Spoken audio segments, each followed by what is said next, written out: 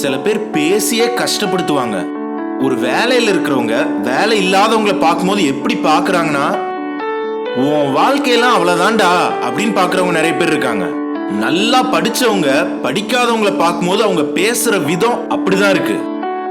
இல்லனா ஆண்டவர் கிருபையா தம்முடைய ஆவிய பொழிந்து ஊழியத்துல பயன்படுத்துறாருன்னா, அந்த மாதிரி இருக்கிறவங்க மத்தவங்களை பார்த்து ஏளனமா பேசுறது சில இடங்கள்ல நடக்குது.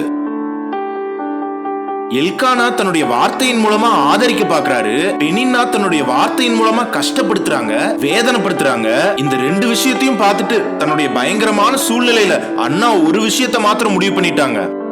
எனக்கு சமாதானம் கொடுக்கக்கூடியவர், என்னோட இருதயத்துக்கு ஆறுதல் கொடுக்கக்கூடியவர், என்னோட சூழ்நிலையை சரியா புரிஞ்சுக்க கூடியவர் ஆண்டவர் மாத்திரமே. I must go to his presence. அவருடைய சந்நிதிக்கு நான் போகணும். அவர்தான் எனக்கு ஆறுதல், அவர்தான் என்னோட தைரியம், அவர்தான் என்ன உயர்த்துறவர். இன்னைக்கு என்கிட்ட ஒரு குறை இருக்கு, ஒரு இல்லாம இருக்கு.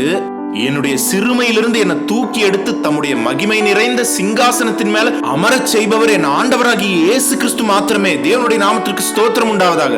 தேவன் மீது உள்ள உறுதியான விசுவாசம் அண்ணாவை ஒரு மிகப்பெரிய ஆசீர்வாதமான நிலைமை கொண்டு வந்தது.